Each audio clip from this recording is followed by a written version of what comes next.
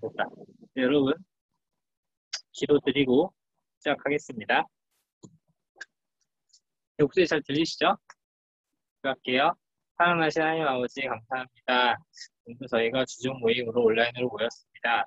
비록 코로나 가운데에서 정말 저희가 주일 예배도 비대면으로 드려야 하는 어려운 상황 가운데 있지만 또 이렇게 주중에 우리가 마음을 쏟아서 우리 주님 만나러 나왔습니다. 정확한 우리 주님께서 축복 많이 주시고 우리가 우리 주님을 알아갈 수 있는 지혜와 또 그런 많은 은혜들 있을 수 있도록 도와주셔서 이 모든 말씀 예수님의 이름으로 드렸습니다. 아멘. 네, 여러분 혹시 막 우웅 소리 안 들리나요? 그래서 제가 세탁기를 돌리고 있는데 목소리 안 섞이는 모르겠네. 혹시 뭔가 이상한 소리가 들리면 그러니까 제 목소리가 안 들리면 말씀해 주세요. 일단은 오늘은 제가 평소보다 조금 더 크게 말하겠습니다. 자, 오늘은 이제 네, 감사합니다. 실론 10번째 시간이에요. 그래서 우리가 성경론하고 실론을 이제 정말로 모두 사용했다. 자, 어쨌든 실론을 제가 이렇게 들어오면서 이제 몇 번 말씀드렸었죠. 하나님에 대해서 알기 위해서 하나님의 존재와 사역에 대해서 두 가지 관점에서 바라볼 수 있어야 된다고 말씀드렸어요. 이게 기독론 예수님에 대해서도 마찬가지예요. 올해 말 12월부터 할 것 같은데 예수님의 인격과 사역에 대해서 볼 거거든요. 그때도 마찬가지로 일단 하나님에 대해서도 존재와 사역에 대해서 볼 거고 하나님의 존재에 대해서는 우리가 많이 배웠죠. 존재의 증명, 삼위일체 그리고 하나님의 성품들 그런 거 봤었고 사역에 대해서는 하나님이 어떤 일을 하시는가에 대해서 볼 거고요. 하나님의 사역은 크게 세 가지가 있습니다. 크게 세 가지가 있어요. 하나님의 계획, 하나님이 창조, 그리고 하나님의 섭리. 세 가지가 하나님이 하시는 일이에요. 그래서 계획은 작정과 예정이 있고, 창조에서는 영적인 것들, 그리고 물질적인 것들을 창조하신 하나님이 거고요. 그리고 여기는 좀 어려운 말들이 나와요. 12과에서 배울 거예요. 보존, 통치, 그리고 협력. 이렇게 하나님의 사역들이 있는데 이제 크게 세 개죠. 10과 11과 12가 그렇게 할 겁니다. 그래서 오늘은 6일을 할 거고요. 그래서 오늘은 하나님의 작정과 하나님의 예정에 대해서 배우겠습니다. 첫 번째로 하나님의 작정은 어떤 걸 의미하냐면은 우주와 역사에 대한 하나님의 일반 계획이에요. 그러니까 굳이 우리가 이제 성경론에부터 배웠던 거를 엄밀히 말하면 똑같지는 않지만 차용을 하자면은 이 경우는 약간 일반 하나님의 작정을 통해서 일반 총적인 측면이 계획이 되었고요. 하나님의 예정을 통해서는 특별 총적인 측면이 계획이 되었어요. 이 두 개가 뭔지는 다시 설명하지 않겠습니다. 자, 그래서 사실 엄밀히 말하면 작정이 이렇게 하나님의 작정이 이렇게 있고 그 안에 특별히 하나님이 구원에 대한 특별한 은총에 대한 계획을 예정이 있어요. 그래서 이렇게 생각할 수도 있고 그냥 별개로 병행적으로 있다. 이렇게 생각할 수도 있고 그래서 작정은 우주와 역사에 대한 하나님의 모든 초과라는 일반적인 계획을 작정이라고 해요. 하나님의 작정, 의미는 거기 써져 있죠. 하나님이 하시는 모든 일에 대한 일반적인 계획들을 모두 다 의미해요. 하나님이 이제 모든 것을 창조하시고 모든 것을 이끌어 가고 계시잖아요. 그러면 그 모든 것에 대한 계획을 작정이라고 해요. 그래서 이 우주가 이 우주를 어떻게 창조된 우주를 어떻게 돌아가게 할지, 어떻게 운영되게 할지 그런 것들 다 하나님의 작정의 범주안에 빠질 수 있겠습니다. 그래서 하나님의 작정의 특징을 이 책이 총 7가지나 이렇게 적어놓고 있는데 그래서 저도 사실 하나님의 작정이랑 예정이 되게 중요한 파트라서 이것저것 찾아보고 좀 참고문을 좀 넣으려고 했는데 이미 이 책의 정리한 바가 너무 많아가지고 그대로 이 책의 내용만 요약하면서 가겠습니다. 첫 번째로 하나님의 작정의 특징은 이제 하나님의 계획을 하나님의 지혜에 기초합니다. 그리고 우리가 하나님의 지혜에 대해서 하나님의 존재 배울 때, 속성을 배울 때 하나님의 완전성 이런 거에 대해서 배웠죠. 그래서 하나님의 모든 계획과 모든 작정, 당연히 계획이 완전하겠죠. 그래서 부족함이 없이 완전한 계획도. 그래서 우리는 이것을 통해서 이 세상에 어떤 일이 벌어지든지, 그러니까 이 세상의 모든 것이 하나님의 작정 안에 있잖아요. 그러니까 이 세상에서 어떤 일이 일어나든지 그건 다 하나님의 작정, 하나님의 계획 안에 있는 거예요. 사실 뭐 우리로서 인간으로서 이해는 할 수 없지만 지금 코로나가 이렇게 막 퍼지고 번지고 있는 이런 사태도 어쨌든 하나님의 계획, 하나님의 역사 가운데 있다는 거죠. 그래서 어쨌든 우리 지금 우리 당장의 시선으로 코로나 너무 힘들고 코로나 때문에 예배도 못 드리고 교회가 완전히 돌아가는 것 같지 않고 그런 상황이었지만 어쨌든 그런 모든 상황들이 하나님의 계획들이 완성되어 가고 있는 과정임을 우리는 좀 알 수 있어요. 예를 들면 어떤 게 있어요? 아까 여기까지 하겠습니다. 자, 그리고 두 번째, 하나님의 계획은 영원하죠. 이 하나님의 계획이 영원하다는 거가 개인이 좀 받는 게 어려운데, 자, 보세요. 어떻게 얘기하시면 되냐면은, 일단 우리가 하나님의 그 속성을 배울 때 하나님의 영원성에 대해서 배우는 거죠. 영원성, 뭐, 불변성, 그런 거에 대해서, 불변성, 하나님의 영원성에 대해서 배우는데, 하나님의 영원성이 뭐냐면은, 이제, 보통 이제 우리가 뭔가 영원한 사람, 뭐 이런 거 하면은, 이렇게 뭐 끝까지 간다고 변하지 않고, 뭐, 진짜, 아주 먼 미래까지도 끝까지 간다. 그러니까 이렇게 표현하잖아요. 근데 어떤 이 신학에서 영어성은 시간과 관계가 없다. 그러니까 시간의 제한을 갖지 않는다. 뭐 이런 식으로 이해하면 무엇입니다. 그래서 하나님의 계획이 있어서 하나님의 계획이 있어서 그 세워진 하나님의 계획이 세워진 시기가 영원 전에 세워졌다. 그리고 영원 전에 모두 동시에 세워졌다. 이렇게 하시면 돼요. 예를 들면은 우리는 어떤 계획을 세울 때 시간적인 순서를 따르게 되잖아요. 그래서 내일 아침에는 뭐 하고, 점심에는 뭐 하고, 저녁에 뭐 해야지. 내일은 이거 했으니까 그 다음날은 뭐 해야지. 이번 달은 뭐 했으니까 다음 달에 뭐 할 거고, 내년에는 뭐 이렇게 시간으로 계획을 세우고, 뭔가 하나를 하고, 또 다음 계획을 세우고, 또 다음 계획을 세우고, 순차적으로 계획을 이어나가는 거예요. 근데 하나님께서는 이런 거 없이 그냥 처음부터 끝까지 모든 것을 한 번에 계획을 하셨다는 게 하나님의 영원성입니다. 그래서 모두 동시에 세워졌다는 게 하나님의 영원성입니다. 물론 우리가 이제 하나님 계획을 이해할 때 어떤 순서가 있는 것처럼 이해될 때가 있어요. 예를 들어서 뭐 창조, 그다음 타락, 그다음 구속, 뭐 이런 게 정말 이런 순서가 있잖아요.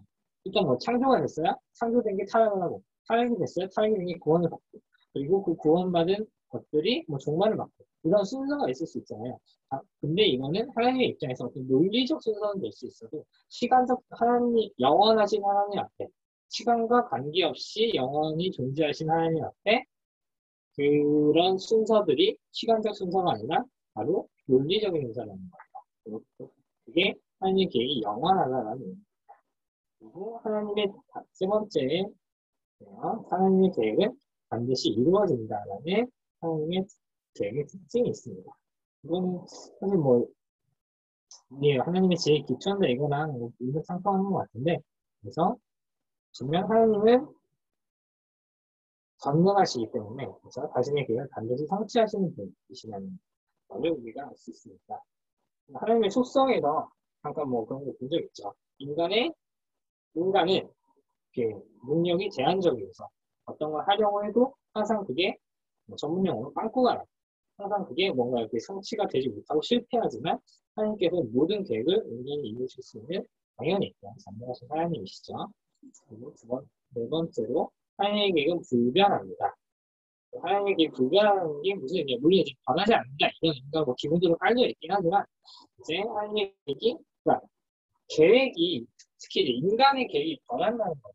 어떤 계획을 세웠는데 이게 잘 안 될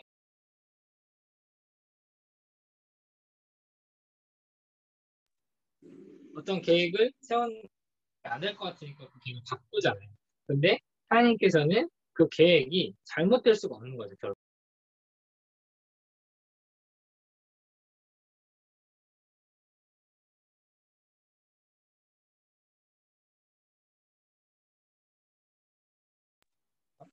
계획이 완전하니까 그게 없고, 그리고 또 계획을 이루지 못하실 수도 없는 거죠.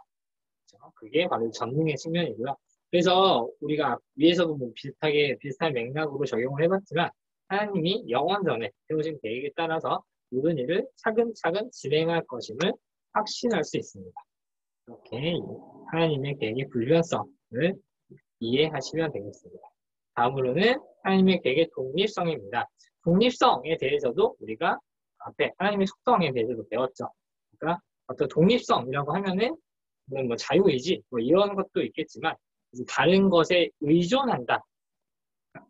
의 반대가 독립성이에요. 그러니까 다른 어떤 것에 의존하지 않고 또 외부로부터의 인풋을 받지 않고 그 자체로 뭔가 충족하면서 이렇게 존재할 수 있는 것. 그 자체가 충족되면서 존재할 수 있는 것. 이게 바로 하나님의 자존성이었거든요. 마찬가지로 하나님의 계획은 독립성입니다. 그래서 다른 하나님의 계획이 한번 세워지면 그것이 실행되고 성취되는 과정에 있어서 다른 어떤 것에 좌우되는 게 아니라 온전히 하나님의 계획 그 자체만으로 자존적으로 이루어져가는 그런 것들이 바로 하나님의 계획의 독립성입니다. 다음은 하나님의 계획의 이제 뭐 포괄성 이렇게 보시면 되겠는데요. 하나님의 계획에는 우주의 모든 것이 포함되어 있다. 여기서 뭐 이 책에서 예를 들자면 바로는 예를 들어서 우리가 계획을 세울 때는 내가 어떻게 살아갈지, 혹은 뭐 우리의 가족 계획이 어떻게 될지, 나의 재정 계획은 어떨지, 혹은 조금 뭐 넓히면은 우리 회사의 계획, 뭐 우리 교회의 계획 이 정도는 세울 수 있는데 사실 뭐 우리 옆집의 계획을 내가 대신 세워주고 저 먼 나라 뭐 미국이 어떻게 이제 뭐 정책을 가져가야 될지 계획을 세워주고 그러지 못하잖아요. 하지만 하나님께서는 모든 것을 다 다스리시는 분이시기 때문에 우주의 모든 것을 포함하는 다스리는 계획을 세우시는 분이 바로 하나님입니다. 그리고 마지막으로 하나님의 계획은 죄에 대해서 허용적이라는 겁니다. 이게 죄에 대해서 허용적이다라는 표현이 조금 어려울 텐데 아마 조금 더 자세한 거는 실론 끝나면 인간론 가서 배우긴 할 거예요. 그때 이제 죄에 대해서도 좀 많이 다루니까 보이지? 네, 그럴 거예요. 그렇지만 오늘 이게 허용적이라는 게 어떤 표현인지 조금 보겠습니다. 먼저 여기 본문을 들어가기 전에 우리가 하나 떠올려야 될 게 본문을 들어가기 전에 하나 떠올려야 될 게 하나님의 존재에 대해서 배울 때 우리가 하나님의 속성 중에 거룩성에 대해서 배운 거 있죠. 그래서 뭐 구별과 헌신 뭐 이런 표현을 많이 썼던 것 같은데 하나님은 원래 거룩하신 분이시고 그래서 죄를 결코 여기서 허용적이었는데 허용하실 수 없다는 표현을 쓰기 그런데 아무튼 죄를 결코 허용하실 수 없죠. 거룩하신 하나님이 죄를 그래서 죄인을 허용하실 수가 없단 말이에요. 근데 이 하나님이 창조하신 하나님이 만든 이 세상에 죄가 들어왔어요. 그럼 이게 어떻게 되는 겁니까? 에 대해서 설명을 해주는 게 바로 하나님의 사역에서의 작정에서의 허용적이라는 표현입니다. 그래서 하나님의 존재로서만 놓고 보면은 이 세상에 죄가 있으면 안 돼요. 그렇죠? 하나님이 다스리는 이 세상에 어떻게 죄가 들어왔지? 그렇지만 하나님의 사역 측면에서 보면은 하나님의 작정의 측면에서 봤을 때 이 죄를 허용하시고 있다. 허용적이다까지 보시면 되겠습니다. 이게 어떤 표현, 어떤 내용인지는 다시 발표 파일로 돌아가서 볼게요. 자, 하나님은 그리고 또 하나 들어가야 될 게 사실 자유의지라는 표현이 좀 들어오는데 이것도 인간과 같이 될 거예요. 하나님이 만든 그 영적인 존재가 있어요. 영적인 존재가 이제 천사랑 인간인데 천사까지 끌고 들어오면 너무 이게 복잡해져서 인간은 보겠습니다. 자, 하나님이 만드신 영적 존재인 인간에게 하나님은 자유의지를 부여하셨어요. 그래서 인간은 하나님의 뜻없이 인형처럼 살아가는 게 아니라 인간 스스로의 의지를 가지고 하나님 감정을 가지고 있죠. 그리고 지성을 가지고 있죠. 그거를 자유롭게 사용할 수 있는 자유의지를 하나님께서 부여해 주셨어요. 그래서 원래는 이 인간의 창조 목적이 이 자유의지를 사용해서 하나님과 교제하고 하나님을 찬양하고 그의 영광을 즐거워하고 배웠었죠? 그렇죠? 그게 이제 인간이 자유의지를 바르게 사용하는 방법인데 문제는 이 천사도 그렇고 인간도 그렇고 자유의지를 잘못 사용해서 죄에 빠지게 되었어요. 여기서 첫 번째로 허용적이라는 의미가 나옵니다. 만약에 하나님께서 이 자유의지를 주시지 않았다면 죄를 허용하실 만한 상황이 있지도 않았겠죠. 그렇죠? 하나님이 원하는 대로 그냥 뚝뚝처럼 살면 되는데, 사는 건데, 하나님이 모든 걸 이렇게 다 조종하시는 영적인 존재가 죄를 지을 턱이 없죠. 이런 게 있으니까. 이게 하나님의 거룩성 때문에. 그렇지만 하나님께서는 이 영적인 존재, 특히 인간만 봅시다. 인간에게 자유의지를 통해서 하나님과 사랑할 수 있는 그런 존재를 만드셨고, 그래서 사실 인간이 그렇게 하나님의 형상을 가지고 있는 게 말도 안 되는 축복이거든요. 피조물, 이런 표현이 적절할지 모르겠지만, 피조물 따위가 어떻게 자유의지를 가지고 있어요? 말도 안 되는 축복이지만, 이게 잘못 사용돼서 하나님께서는 원래 인간과 이렇게 사랑의 교제를 하려고 자유의지를 주셨지만, 이게 잘못 사용돼서 죄에 빠지게 있습니다. 그래서 이게 이 단계가 왜 중요하냐면요. 이 죄가 인간의 자유의지 때문에 생긴 인간의 책임이 되는 거지. 이게 바로 하나님과 어떤 연결고리가 생기게 되는 게 아닙니다. 하나님 계획은 완전했지만 이 자유의지를 잘못 사용한 인간이 온전히 인간의 책임은 죄를 지게 돼요. 자, 그래서 하나님은 이 허용적이라는 거의 두 번째 측면인데요. 그래서 하나님은 물론 죄가 자유의지가 잘못 사용돼서 죄가 발생하는 억지로 막진 않으셨지만 어쨌든 이것에 대해서 이 죄에 대해서 철저하게 심판을 하십니다. 그래서 이 구별이라고 합시다. 그래서 하나님께서 죄와 구별되는 이 거룩성이 모순이 되지 않아요. 그렇죠? 하나님께서 거룩하신 분이시고 죄와 구별되는 분이시기 때문에 비록 자유의지를 통해서 죄가 나오는 것을 억지로 막진 않으셨다 치더라도 이것에 대해서는 철저하게 책임을 묻고 심판을 하십니다. 그래서 허용적이라고 해요. 사실 허용했다도 아니죠. 허용적이라고 하죠. 하나님께서 죄를 허용했다. 이것도 맞는 표현은 아니에요. 엄밀해요. 그래서 아까 말했죠. 죄를 허용할 수 없는 분이고 그렇지만 허용적이다라는 표현을 쓸 수 있어요. 죄를 억지로 콧구멍처럼 막지 않으셨지만 심판하셨고 이런 측면에서 죄가 허용적이다. 이렇게 보시면 되겠습니다. 그렇게 죄를 통제하신다. 이렇게 이해하시면 되겠어요. 자, 이게 바로 하나님의 작정이고요. 그래서 이 죄에 빠진 인간들을 특별히 어쨌든 하나님께서 하나님과의 사랑의 교제를 만들려고 자유의지를 주는 인간이 죄를 지었어요. 그럼 이제 하나님은 이 인간을 끝까지 끌고 갈 필요가 없죠. 그냥 다 없애버리면 돼요.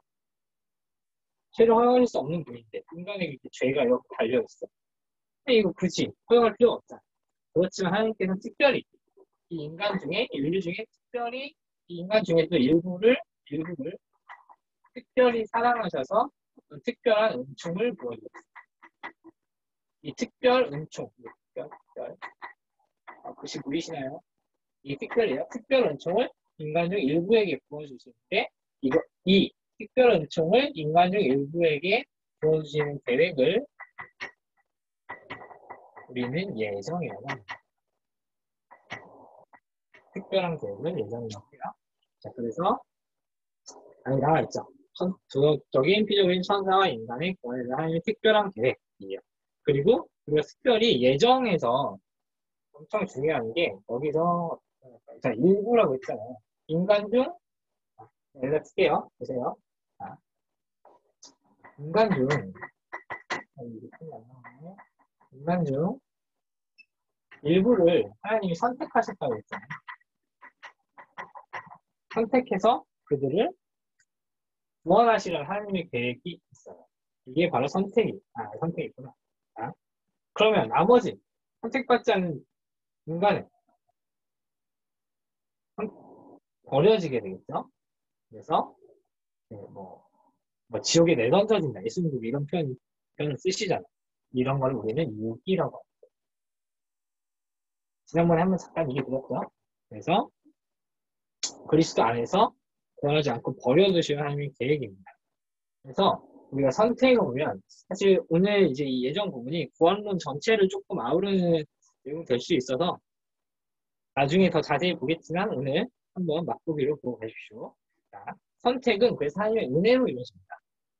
그래서 우리가 보면은 물론 이제 우리가 믿음으로 하나님의 선택을 받는 자녀다라고 우리 스스로 고백을 할 수 있지만 이렇게 잘 생각을 해보면은 선택받은 나나 선택받지 않는 다른 내 친구들이나 다 똑같이 죄송합니다. 이런 표현을 써서 다 똑같이 개차반의 인생을 살고 있어요. 말도 안 돼요. 하나님의 자녀일 것 1도 하나님의 자녀일 것 같지 않은 인생을 살고 있어요. 근데 나는 선택받았고 다른 불신자들은 선택을 받지 않고 유기됐어요. 그러면은 이 선택이 바로 나의 어떤 행위나 나의 믿음 때문이 아니라 이제 오로지 하나님의 은혜라는 거죠. 그래서 우리가 그 바울이 우리가 행위가 아니라 믿음으로 구원받는다고 했잖아요. 그거는 이제 바울이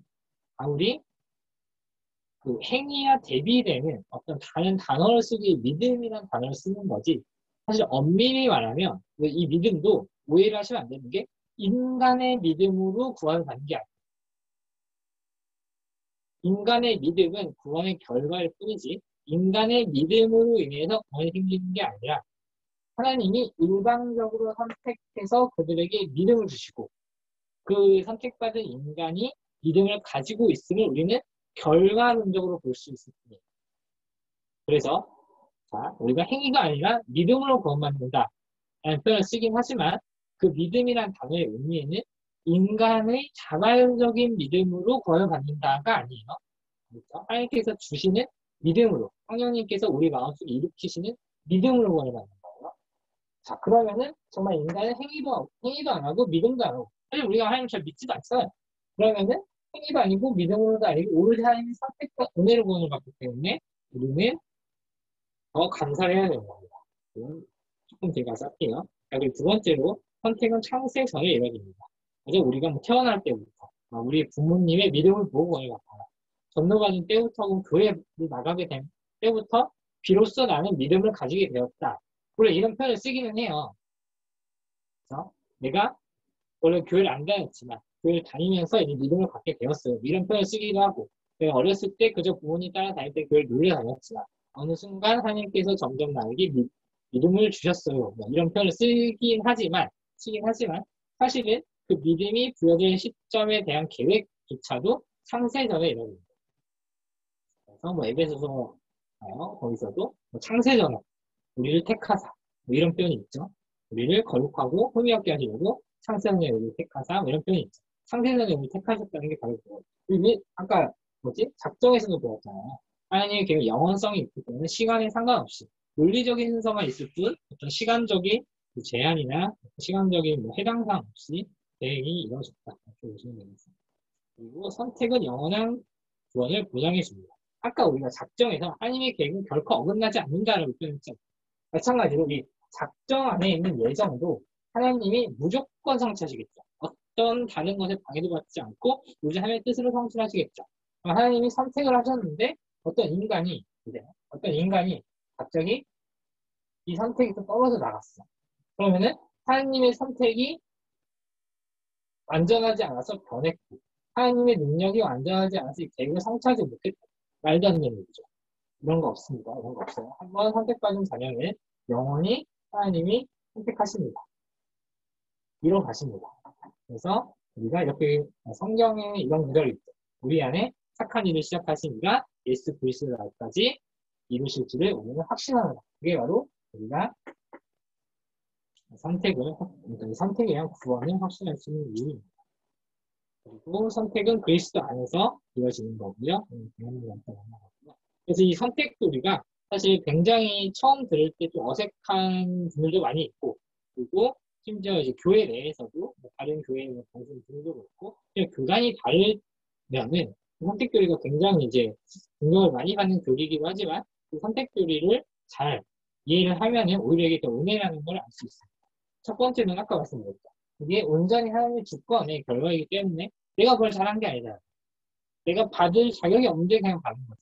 그래서 우리가 더욱더 이 구원에 대해서 하나님께 온전히 감사할 수 있고 만약에 내가 잘 믿어서 구원을 받았다.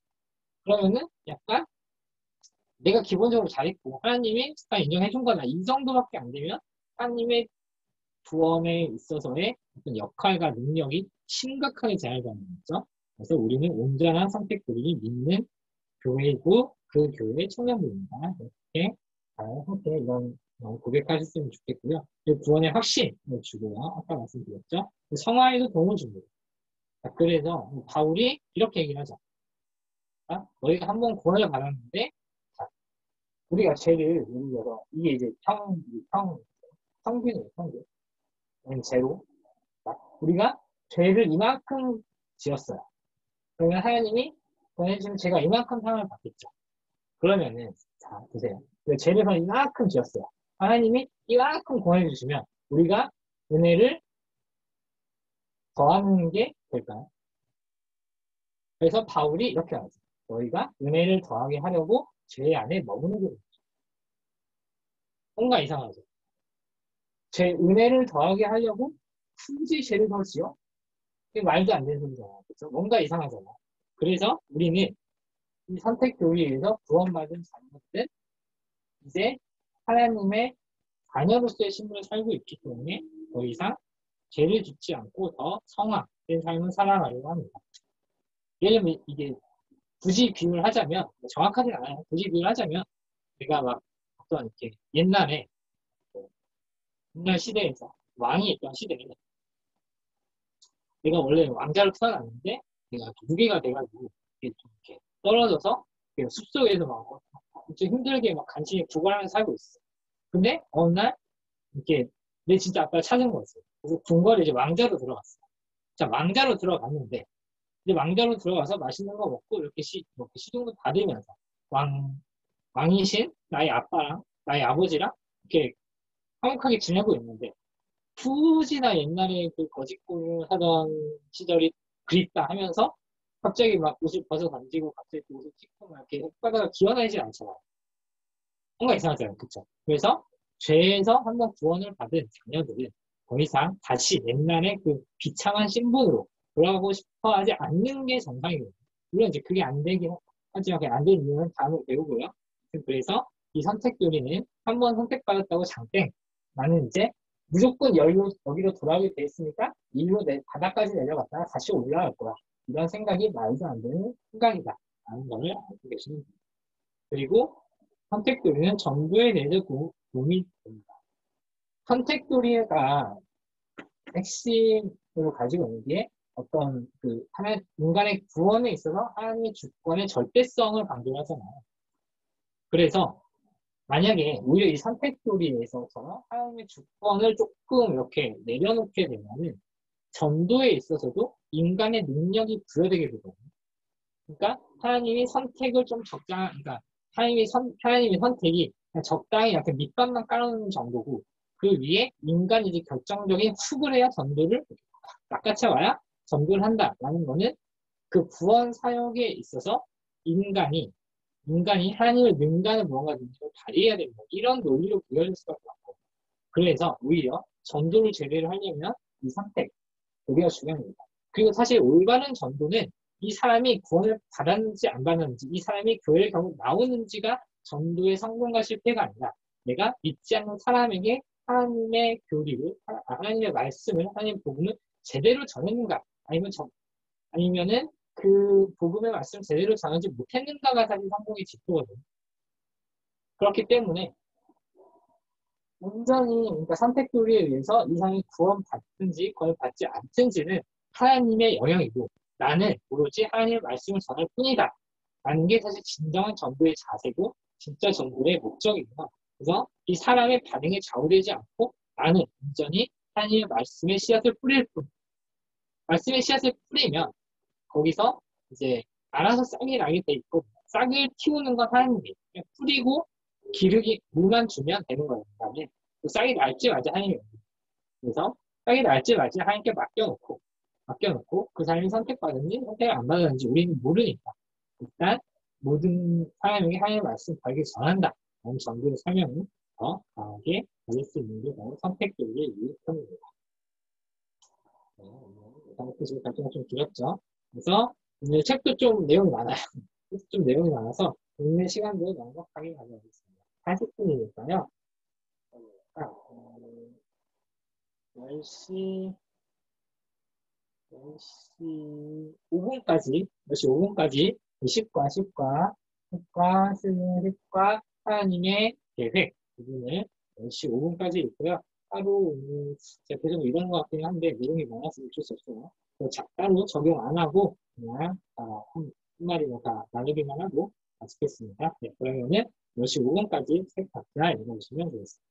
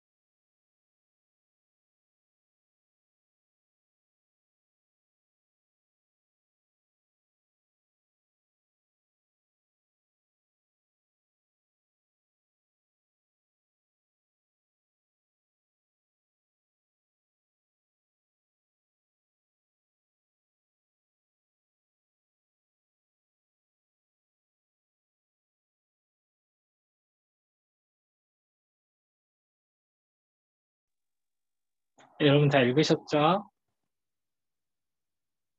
네, 다 읽으신 걸로 믿고. 혹시 뭐 질문 있으시거나 더 뭐 혹시 나누고 싶으신 얘기 있으신 분 있으세요? 부드럽게 말하요. 네, 다들 특별한 거 없으시면 그냥 기도하고 저, 마치. 저 있습니다. 네, 반갑습니다. 아, 네. 잠깐만. 소리 안 들려요? 소리 들립니다. 오케이, 오케이. 어, 네네네. 그, 하나님의 계획, 네네. 이 모든 게 다 계획인데, 내가 그 죄를 짓는 것조차도 하나님의 계획 속에 포함되어 있는지. 아, 죄를 짓는 것. 일단 기본적으로, 이 단어를 다시 그러니까 허용적이란 단어를 다시 기억했으면 좋겠어요. 그러니까 만약에, 그러니까 우리가 절대로 죄를 짓지 못하게 하는 방법이 있죠. 우리를 완전한 그 의지가 없는 하나님의 말하자면은 표현이 적절히 하나님의 꼭두각시 말하자면 이제 정말 그 이성이 없는 로봇으로 만들면은 우리는 죄를 짓지 않을 수 있어요. 그렇지만 하나님께서는 어쨌든 우리에게 그런 자유의지를 주시고 인격, 지성, 감정, 의지를 주셨죠. 하나님의 형상을 닮아서. 그런데 그 죄를 잘못 짓게 되는 거는 하나님의 어떻게 될까요? 계획의 측면에 있어요. 하나님이 얘는 죄를 짓게 해야지라는 계획을 세운 게 아니라 얘는 몇 날, 몇 년, 몇 월, 며칠, 몇 시에 이런 죄를 지을 거야 라는 계획을 세우신 게 아니라 하나님이 그 시기에 우리가 우리의 자유의지대로 살아갈 수 있도록 허락해 주셨고 그 자유의지대로 살도록 계획을 해주셨어요. 근데 그 자유의지를 잘못 사용하는 거는 이제 우리의 책임입니다. 이게 무슨 말장난인가 싶을 수도 있지만 네, 일단 이렇게까지 이해하시고 자세한 거는 뭐 구원론이나 인간론 가서 조금 더 배울 거예요. 오늘은 이제 필론인 측면에서 말하자면 이게 그러니까 두 가지 측면이에요. 인간이 죄를 짓는데 죄를 짓는 측면이 있고 그리고 하나님이 글씨 보이시나요? 이 인간을 이렇게 만들고 창조하고 이렇게 뭐 통치하시는 측면이 있는데 오늘은 사실 이제 이 부분에 초점을 맞추면서 나온 얘기가 하나님 자택의 허용적이다라는 거고 그러면은 인간이 죄를 짓는다는 의미와 그 본질이 무엇인가? 이거는 이제 인간론 가서 배워요. 일단 오늘은 여기까지 그냥 허용적이라는 단어를 다시 한번 기억하자. 여기까지만 갖다 드릴게요. 그리고 네, 그 죄에 대해서 회개를 하잖아요. 네네네. 근데 현재 육신이 살아있는 동안에만 회개를 해야지 그게 유효한 건지 아니면 나중에 육신이 죽고서 하나님 앞에서 회개하고 믿음을 고백하면 그때는 용서해 주시지 않을지 그게 어, 궁금합니다. 참 이건 나중에 종말론 가서 배울 텐데요. 아, 그, 부활론과 종말론 가서 배울 텐데, 우리의, 그러니까, 우리가 이제 구원의 어떤 그 논리적인, 어떤 시간적인 순서가 아니라, 논리적인 단계에 있어서, 이제 뭐 뭐 앞에 생각하고, 뭐 칭의 이후에 성화 과정을 거치면서 이 세상 삶을 살다가, 우리가 죽는 순간 구원이 완성이 됩니다. 그래서 영화라고 하거든요. 그래서 하나님과 온전히 그 영혼으로서 교제하는 때에는 하나님 나라에서는 결코 죄를 지을 수가 없는 상태가 돼요. 그래서 그때는 사실 이제 이렇게 회개하고 고백할 죄가 이미 없는 상태이고 이 세상에서 이제 지었던 죄들은 사실 우리가 이제 그날 그러니까 사실 우리가 삶을 살면서 회개를 하는 거는 우리가 좀 엄밀히 말하면 구원에 이르지 못하는 상황 때문에 우리가 죄를 지어서 구원에 이르지 못하기 때문에 그 상황을 해결하려고 아니, 그러니까 해결을 하는 게 아니라 우리가 죄를 지어서 하나님과의 그 어떤 그 완벽한 교제, 하나님과의 기쁨이 되지 못함 그런 것에 대한 회개거든요, 사실은. 그래서 이미 우리가 거의 완성이 된 이후에는 하나님과 온전한 교제를 이루고 있기 때문에 뭐 구원의 문제를 해결하기 위한 회개는 뭐 더더욱 할 필요가 없죠. 그리고 우리가 이제 죄를 짓지 않는 상태에서 회개를 하거나 종말론은 이제 내년 말에 네, 질문 감사합니다.